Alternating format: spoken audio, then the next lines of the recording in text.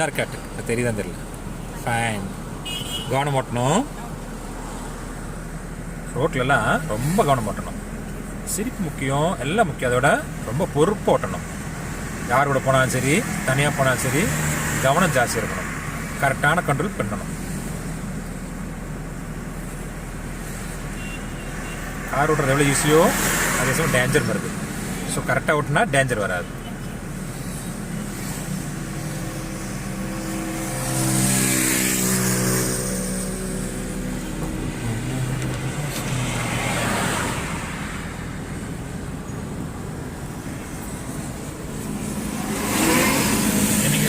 போறேன்னு காட்டுறேன்.